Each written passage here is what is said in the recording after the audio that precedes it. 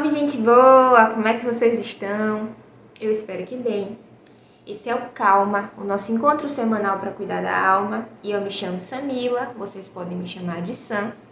E a partir desse espaço eu troco os meus interesses e conhecimentos com quem está aí do outro lado. É sempre uma honra ter vocês por aqui. E hoje nós vamos conversar sobre ser mulher, honrar esse espaço que eu ocupo e tantas outras de nós ocupamos, com as nossas peculiaridades, distinções, diversidade, mas também com tantas vivências e experiências em comum. Por isso é importante utilizar o nosso local de expressão para falar com outras mulheres. E hoje eu quero falar, sim, em especial com vocês, mulheres, mas também com homens, com todos que queiram aqui participar, porque é a partir do momento que a gente se coloca à disposição para entender outras perspectivas e realidades, a gente sobe um degrauzinho aí nessa caminhada e nessa escada da vida, não é mesmo? Pois é, essa semana eu abri uma caixinha no Instagram pedindo sugestões de temas que mulheres gostariam de que eu falasse aqui no vídeo dessa semana. E eu tive muitas sugestões e todo o vídeo hoje vai ser pautado a partir dos tópicos que foram trazidos por essas mulheres. Antes de mais nada, eu queria muito agradecer a vocês por participarem, por se colocarem à disposição para trocar comigo.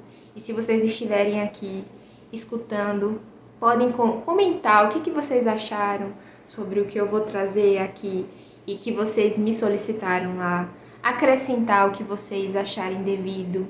Enfim, esse espaço é realmente um lugar de troca e eu sou muito feliz e honrada por aqui estar. Vamos lá então? E nós vamos começar a nossa conversa falando sobre pressão estética. É um tema que nos aflige há muitas e muitas e muitas gerações, não é mesmo? Embora o conceito de beleza mude no decorrer das gerações e a pressão estética também mude, mas mesmo assim ela é um assunto presente na vida e na experiência de mulheres durante muito e muito tempo. É claro que o que eu ressaltei há pouco sobre o lugar de fala é algo que precisa ser evidenciado, e que bom que a gente hoje costuma falar a respeito disso. É importante que a gente escute o lugar de fala em perspectivas diferentes, principalmente de quem sofre ainda mais com essa pressão estética. Mulheres pretas, mulheres gordas, mulheres trans. Então, se colocar também à disposição para escutar essas outras perspectivas é muito importante. Mas eu venho trazer aqui a minha contribuição. Essa semana eu participei de um seminário para mulheres, né? Mulheres empreendedoras aqui da minha cidade. E daí eu tive a oportunidade de assistir a apresentação, a palestra da Lala Deselin. Não sei se vocês conhecem ela, eu espero que sim. E se não conhecem, podem ir lá conferir quem que é ela. Procura no Instagram, procura no Google, vai ter muitas referências. Ela é uma referência para mim enquanto mulher. Uma mulher que ocupou espaços diferentes. Ela é atriz, ela participou daquela novela Dancing Days. Vocês lembram? Não sei se vocês lembram, já viu nas reprises, mas certamente a mãe ou a avó de vocês já assistiu, porque foi um marco naquela época, né? No final da década de 70. E a Lala, ela tem toda uma aura artística, ela traz toda uma representação criativa na sua expressão, nas suas vestes, na sua comunicação de forma geral. Embora ela tenha passado a ocupar espaços de muita seriedade, porque são espaços em que a maioria é masculina. E nós vestimos, né, uma persona, uma capa muitas vezes, para conviver nesses espaços, para sermos levadas a sério e sermos respeitadas. E a Lala, ela chegou a falar na palestra sobre isso, que ela passou a utilizar uma linguagem muito mais rebuscada, para que ela se colocasse nesse lugar de respeito. Mas com o tempo, isso também foi sendo desconstruído e ela passou a trazer a verdade dela através de tudo que ela comunica, né? Pela sua personalidade. E eu admiro muito, e foi uma das coisas que me chamou muita atenção. Mas eu conheci a Lala quando eu estava fazendo a especialização em consultoria E ela trabalha com consultoria, com economia criativa, ela tem uma vinculação com a ONU, ela tem uma coluna em algumas revistas sobre economia, né? Só que com esse foco da economia criativa, colaborativa, ela é futurista, tem uma metodologia própria e etc. E aí a Lala, durante o seminário, ela trouxe vários recortes de revistas e jornais do passado, tipo década de 20, de 30, 40, 50, e ia falando assim o que as pessoas tinham como percepção de que poderia acontecer no futuro. E daí ela falou, dentre tantos recortes, um único falava sobre a mulher. E o único que falava sobre a mulher falava, e se a mulher um dia se tornar presidenta? E tinha falando sobre a estética da mulher. Não falava sobre o que a mulher poderia fazer, sobre o que a mulher poderia construir, mas como ela iria se apresentar. Falava sobre as roupas dela. Muito provavelmente isso pode ter sido escrito por um homem ou por uma mulher que ou tinha a sua percepção ainda muito limitada pela época, ou que tinha que respeitar uma estrutura, talvez num jornal, machista, que era comum há tempos atrás e que ainda não é incomum assim, né? Embora muitas coisas tenham evoluído e mudado, tantas outras ainda estão em iminente retrocesso e a gente fica lutando para que esse retrocesso não aconteça de fato. Acontece mais ou menos, mas seguimos aí na nossa luta. E aí ela falou assim, nossa, sempre que nós vamos falar em mulher, a gente tem que falar a respeito da estética, da aparência. É tão cansativo isso, não é mesmo? Até quando existem os marcos nos movimentos feministas, por exemplo, nas ondas feministas, a manifestação física muitas vezes é uma forma de protesto, de resistência, de demonstrar também a nossa possibilidade de escolha e liberdade quanto aos nossos corpos. Mas mesmo assim, esse ainda é um dos temas que mais incomodam comportamentos e mentes mais conservadoras e especialmente machistas. Existem muitas coisas que nós passamos a fazer e a forma que nós passamos a nos enxergar em razão de paradigmas que são estabelecidos de forma transgeracional lá atrás e continua assim seguindo, e que se a gente não parar para se questionar e também se trabalhar nessas dores, a gente vai continuar seguindo presas a uma pressão estética que determina, direciona e delimita as nossas vidas, porque é repressora a pressão estética. Então, a aceitação dos nossos corpos, a busca, sim, de cuidado, de melhoria, a nossa forma. Eu dei uma pausa na gravação para respirar e pensar se eu queria acrescentar alguma coisa ao que eu disse. E aí eu vi um vídeo da Gabriela Prioli, e eu acho ela uma inspiração também, uma mulher, uma referência, né?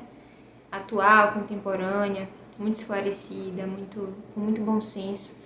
E aí ela estava contando que quando ela pariu, né, ela fez uma cesárea, ela entrou no banheiro e se viu esteticamente muito diferente do que ela sempre viveu, né? Porque ela engordou 16 quilos e ela teve um inchaço grande depois, né, do parto.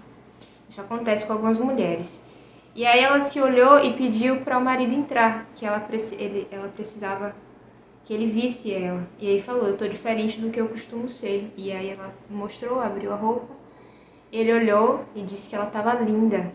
E aí falou, você precisa ver a cicatriz. E mostrou, e ele pediu para dar um beijo. E ela se emocionou, eu me emocionei. E contando, me emociono de novo. Eu acho que se eu pudesse acrescentar alguma coisa também no que eu falei sobre a pressão estética, é que, acima de tudo, a nossa caminhada de autoaceitação, ela é fundamental.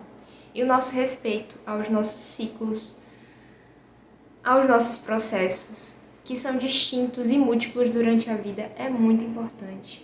Mas quando a gente caminha com pessoas que nos respeitam por quem nós somos e por quem nós estamos, mentalmente, emocionalmente, fisicamente, e que nos acompanham lado a lado, isso é maravilhoso. Eu digo um companheiro, uma companheira, os nossos amigos, as pessoas que nos são caras, mas que estão por perto para nos fortalecer e não para nos absorver, né? Não para nos sugar.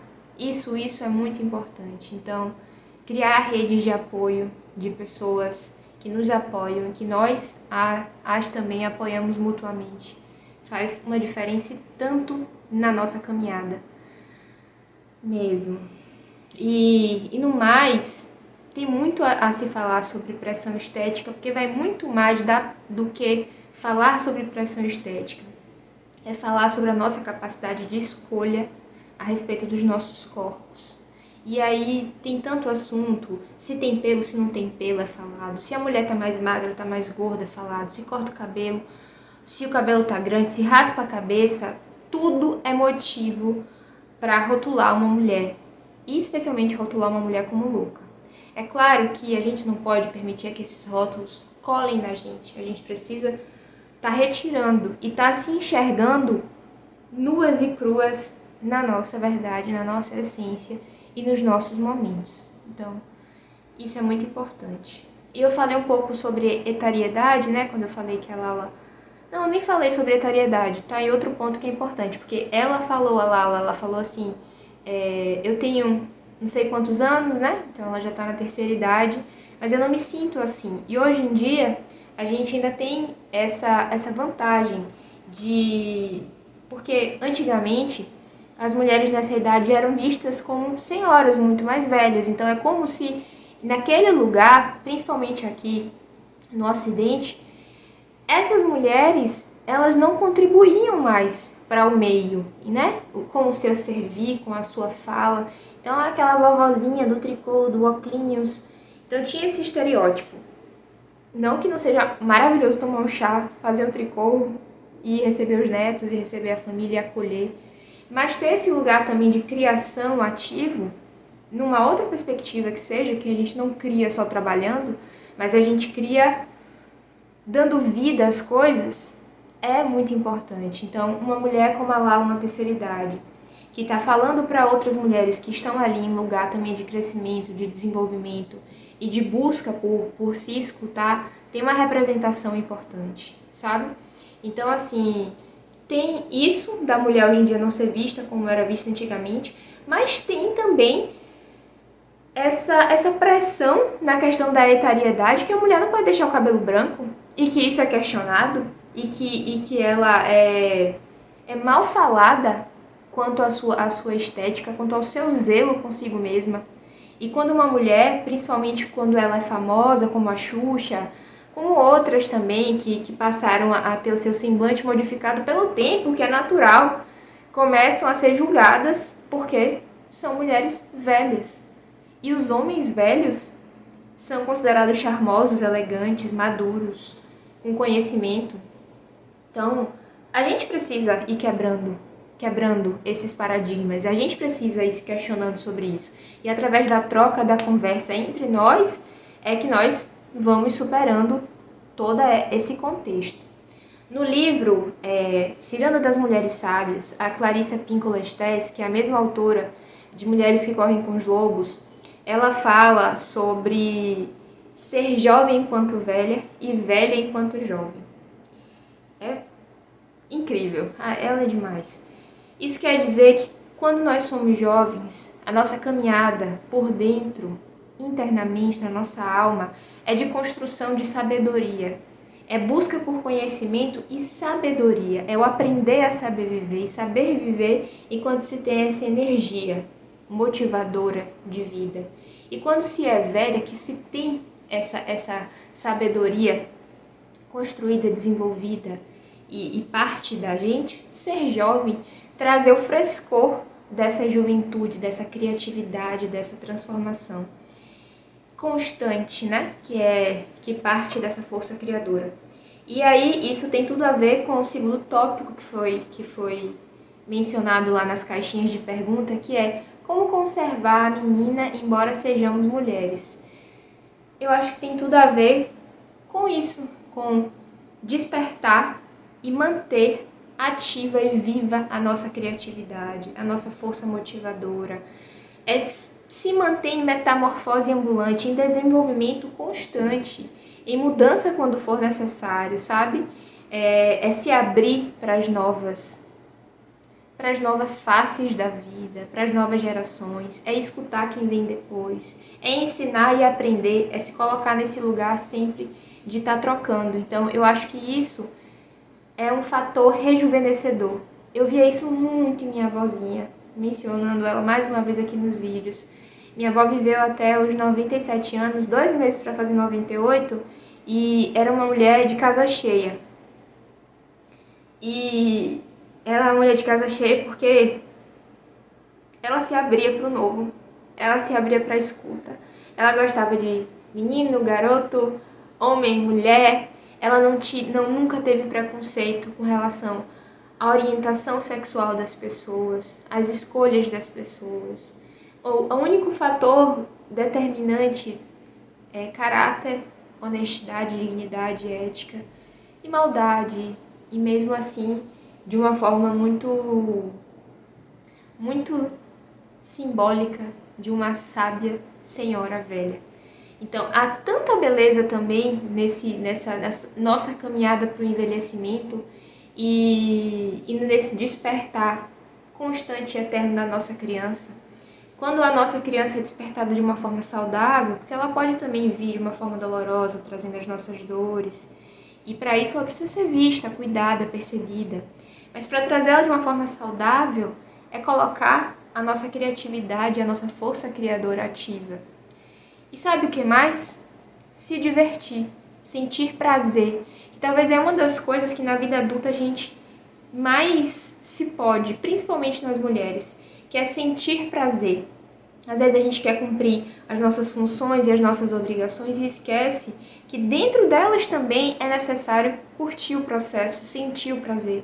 Nossa, eu falo isso com a propriedade de quem precisa se relembrar disso constantemente.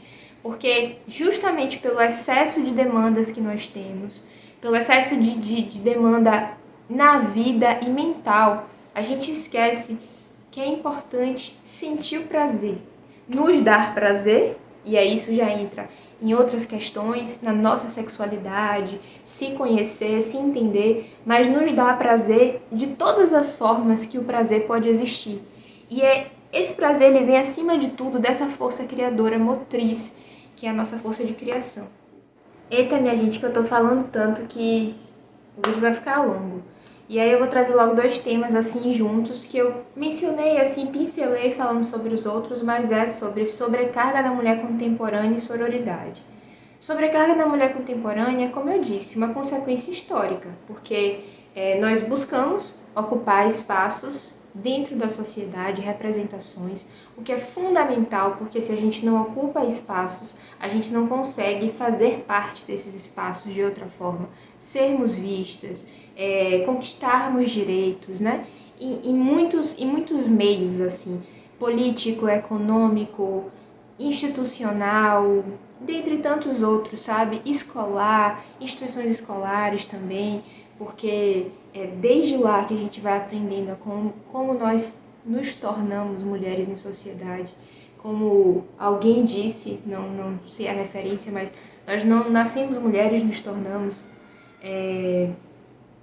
Não necessariamente, eu vejo que nós temos sim a nossa feminilidade intrínseca, mas a questão do se tornar mulher parte do ponto de que ninguém nasce aprendendo a ter que obedecer, a ter que fazer as coisas de forma correta, a não poder errar, a ter que acertar, a ter que ter uma aparência específica, a saber limpar a casa. Isso tudo é aprendizado e o correto seria que esse aprendizado fosse colaborativo e equânime para mulheres, homens e todos que fazem parte de uma sociedade, né? O reconhecimento e a constituição de um indivíduo social que vai estar colaborando e trocando com outros seres ali. Então, assim, que essa equidade, que é o respeito à nossa igualdade, ao mesmo tempo o respeito às nossas peculiaridades, né? Fosse considerada em sociedade na nossa Constituição. Mas não é o que acontece na nossa caminhada histórica até aqui. e aí repercute hoje em dia nessa sobrecarga, porque nós conquistamos espaços, mas ao mesmo tempo nós não abandonamos o nosso lugar de mães, nosso lugar de cuidadoras, e temos jornadas duplas, triplas de trabalho, que a gente chega no trabalho, e aí quando tem filho, vai cuidar do filho, quando tem casa, vai cuidar da casa, e as divisões dentro do lar, a colaboração, porque não é divisão, então muito menos ajuda, é colaboração, ela não existe da forma que é necessária. Vai acontecendo pouco a pouco aí essas mudanças, né? Mas, enfim, a gente precisa estar falando e se manifestando a respeito. Existe muito ainda sobre essa infantilização do masculino, sobre essa não responsabilidade com certos assuntos, né? O homem constituído para ir para fora, ir para o mundo, e não colaborar em outros aspectos também. E nós, mulheres, criadas para nos tornarmos sempre cuidadoras e não podermos ir para fora. Eu acho que existe sim a essência do feminino e do masculino dentro de todos nós, tanto feminino quanto masculino. Acho que existem tendências nossas enquanto indivíduos, e que essas tendências enquanto indivíduos precisam ser respeitadas, né? O lugar que a gente vai seguindo, mas isso independe de gênero, isso independe do gênero. Tem muito mais a ver com a peculiaridade de cada um e como a gente também expressa e manifesta essas duas energias que nos habitam. Mas isso já é um outro assunto, que fala sobre ânima e ânimos, e não é o que a gente veio trazer hoje. Mas assim, essa sobrecarga está nesse lugar. E eu acho que a gente já conquistou tantos espaços que hoje em dia uma das coisas que a gente pode fazer é escolher o espaço que a gente quer ocupar. Sabe, até a liberdade de dizer, eu quero constituir família e eu quero assumir essa responsabilidade de ter filho, ou eu quero bancar a minha responsabilidade de não querer ter filhos e me dedicar mais ao trabalho e assumir o estilo de vida que eu quero ter, né, para além do próprio movimento, e ser respeitado nessa minha escolha, nessa minha individualidade, e respeitar as outras também, porque há lugar e campo para todo mundo bem viver como bem entender. Então eu acho que a expressão pessoal e a escolha é uma das coisas mais importantes hoje em dia da nossa luta enquanto mulheres. E o outro tema era, deixa eu lembrar aqui rapidinho. Então, quando mulheres se reúnem com toda essa nossa força de criação, revoluções pequenas e grandes podem ser feitas. E aí, nesse contexto da nossa história patriarcal, fomos minadas dessas junções, né? Desse lugar de pensar, de expressar, de manifestar. E essa competição, ela foi sendo estabelecida de uma forma de se autoproteger dentro do contexto, e também sendo meio que colocada pra gente, né? Transgeracionalmente, mais uma vez, a gente vai acreditando que existe, vai se ganhando uma fama e vai se tornando algo maior, inerente, entre aspas, aparentemente inerente à nossa existência, mas isso não é verdade. É evidente que nós, enquanto seres humanos, temos nossas diferenças, e isso vai ser de qualquer indivíduo, independe também de gênero.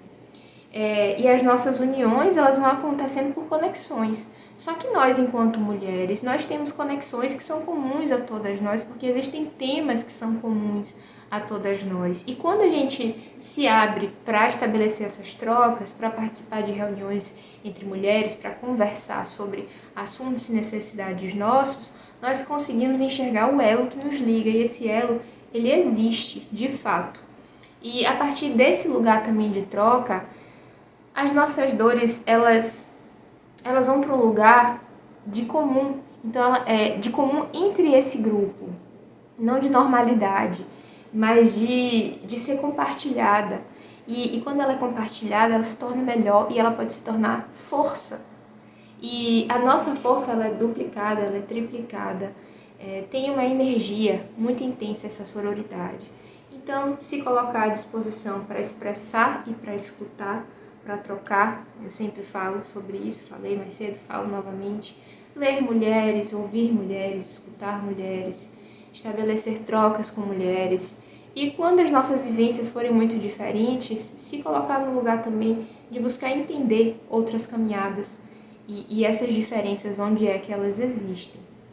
Isso não quer dizer que todo mundo vai ser a melhor amiga de todo mundo, mas a sororidade é além disso. É a gente, independente de qualquer coisa, ser colaborativa. Por exemplo, uma mulher tem um filho e está com um filho no mercado e esse filho está chorando ou está tendo alguma dificuldade, você se colocar à disposição para auxiliar aquela mulher, ao invés de olhar, apontar e começar a julgar o comportamento da criança ou o comportamento da mulher. Uma mulher que está no estado de sofrimento por qualquer outra questão, por um divórcio, por uma separação, que precisa de um esclarecimento, que precisa de auxílio em algum ponto, conversar. Claro que para as trocas se estabelecerem, a abertura ela precisa ser de ambas as partes. Se uma das partes se fecha, a abertura não acontece. Comum a qualquer relação.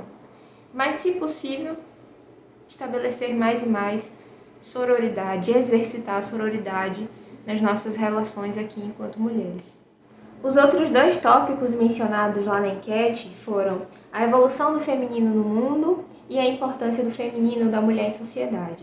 E eu meio que já pincelei também nos outros tópicos a respeito, mas eu gostaria de trazer agora pela vertente do arquétipo da grande mãe. Quando eu estudo sobre o sagrado feminino, eu já tive acesso a alguns livros para entender essa força que existe dentro de nós e que advém também de toda a nossa ancestralidade e de toda essa energia psíquica feminina que paira sobre todos nós. E dentre alguns livros eu li esse aqui, A Prostituta Sagrada, e ele fala sobre a época em que existia a sociedade matriarcal, ao invés da patriarcal. E fala sobre o culto dessa grande mãe, né? Sobre o culto dessa figura feminina, a devoção, e como houve esse processo de transformação e de transferência do matriarcado para o patriarcado. E quando a gente fala hoje em dia sobre o futuro feminino, a gente fala, é claro, sobre essa conquista de espaço e de lugar em sociedade, mas a gente fala também sobre uma tendência dessa energia primordial feminina que é muito regenerativa. E a gente não fala sobre o poder da mulher em detrimento do poder do homem, a gente fala sobre equidade, sobre espaços ocupados da devida forma e sobre essa energia de regeneração, de colaboração fundamental para o planeta Terra e para a nossa sobrevivência aqui, mas também para a nossa sobrevivência em pequenos núcleos, como no mundo corporativo. Já se fala hoje em dia sobre a liderança Shakti. Se vocês não sabem o que é, vale a pena pesquisar. Tem um livro, inclusive, com esse título, Lideranças Shakti, que fala sobre essa energia psíquica feminina, transformadora, colaborativa, humana, que traz dignidade ao ser, ao existir de nós, enquanto pessoas humanas e de todos os seres e a vida em si na própria Terra. Traz essa força criadora, transformadora, criativa, que faz parte dessa energia psíquica do feminino. Então, assim, existe a nossa evolução histórica enquanto mulheres em sociedade e existe também essa evolução nesse contexto, né, que é intangível, mas que perpassa por todos nós. Então, já houve o tempo em que o matriarcado era o comum, então há um longo processo histórico em que nós fomos colocadas num outro lugar. Para quem já estudou, já leu um pouco a respeito, houve aquele tempo lá em que as mulheres foram consideradas bruxas por causa desse nosso poder de conexão com a natureza, de cura a partir dessa conexão, da utilização de plantas, dessa sabedoria desenvolvida e aplicada, e como isso gera um poder, em algum momento foi considerado uma ameaça, e esse mistério inerente a essa energia feminina foi considerado algo que deveria ser banido, e por isso nós fomos silenciadas, ocultadas, a nossa expressão foi retirada. E aí nós somos presas em cintas e depois em máquinas de lavar e depois, sempre em alguma prisão construída para que a nossa expressão não aconteça. E hoje em dia, quando a gente passa a pensar sobre isso, muita coisa já sai, já se move, né? Sai do lugar. Então tem uma importância muito, muito grande. E nós, como indivíduos sociais, primeiro que a gente faz parte disso tudo aqui. Então a construção de tudo o que há também faz parte do que nós colaboramos, de como nós nos colocamos, e nós precisamos ser vistas, já que fazemos parte da construção desse servir e de como isso retorna para as nossas vidas. E no mais, nós somos a força criadora, né? Nós somos a criação de pessoas do nascimento, não existem pessoas que não nasçam a partir dessa biologia do feminino. Nós somos também as portadoras maiores dessa força de criatividade, dessa energia. Então, assim, nossa importância é fundamental, simplesmente. E se você tiver algo para colaborar, para falar sobre a importância do feminino, comenta aí que vai ser massa trocar e seguir com esse assunto. E pra gente ir finalizando, eu vou conversar com você sobre a delícia de ser mulher. Sinceramente, eu não queria ser nada a não ser mulher. E hoje em dia, finalmente, eu não queria ser ninguém a não ser eu mesma. E é uma conversa com muitas emoções, não tem como não trazer emoção isso. Eu acho que a delícia é de ser quem a gente é da gente buscar o que é nosso, mais nada, mais nada. O caminho que é pra gente, para a nossa aprendizagem, para a cura dos nossos processos. Essa autocura é deliciosa e faz parte de nós, mulheres, em especial. Transmite e é transmutada através da nossa essência, da nossa força criadora, que eu tanto mencionei aqui. Então, seguir a nossa caminhada é a maior delícia de todas. Aceitar o nosso corpo, alegrar a nossa alma, abrir a nossa energia, o nosso coração, o nosso ser, para ser quem nós somos e apropriar-se de si. Não há delícia igual. E é delicioso, a gente é um canal de criação de forma absoluta, na nossa energia, no nosso existir de alma, mas também no nosso corpo. Se amar em toda a nossa peculiaridade, em toda a nossa particularidade. Não é todo dia que a gente se ama, mas essa construção é necessária. É algo de dentro para fora. É algo que se fixa em bases sólidas, independente do que nos acontece cotidianamente, dos desafios que nos atravessam e que são normais, existem, e cada uma com a sua experiência. Mas a delícia de ser mulher é maravilhosa. E por isso as reuniões são significativas, e hoje é a maior mensagem que eu posso trazer aqui. Vamos nos reunir, vamos trocar, vamos aprender umas com as outras, vamos conversar. Eu utilizo isso aqui para isso, e a minha maior intenção é chegar a outras mulheres, em especial. Isso é evidente na minha caminhada, eu tenho porquês nesse sentido. E é isso. Mas para finalizar, eu quero trazer uma música de uma artista, eu não vou falar um palavrão, maravilhosa, que eu já falei antes, que é a Flaira Ferro, e as músicas dela me inspiram e me conectam justamente a essa delícia de ser mulher e de, às vezes, ser mal falada e de, às vezes, ser bem falada e feliz. Eu digo mal falada no sentido de transgredir, no sentido de dizer basta, de estabelecer limites e dizer não ao que não nos faz bem, em qualquer instância, em qualquer lugar. É poder dizer também o que a gente é poder escolher os caminhos que a gente quer seguir e poder se sentir ótima. E essa música fala isso. E ela diz assim: ótima, eu me sinto ótima, forte, firme e sólida, solidária ao mundo, com a paz no peito, dessas que dão jeito nas causas do medo. hoje me aceito. Tenho 1000 defeitos, fiz deles piada, abaixei a guarda, virei minha amiga, tirei a armadura das mágoas antigas, tô de peito aberto e te quero perto. Todo mundo, que nada nos distraia do amor, nem mesmo as vitórias da vida, que nada nos distraia do amor, nem mesmo confetes e serpentinas, que nada nos distraia do amor, nem mesmo os picos de adrenalina, que nada nos distraia o amor, que tudo nos atrai ao amor. Desculpa aí os desafios, mas o importante é cantar, se libertar, viver e ser mulher. Obrigada pela atenção de vocês. Quem ficou, curte, compartilha. Até logo.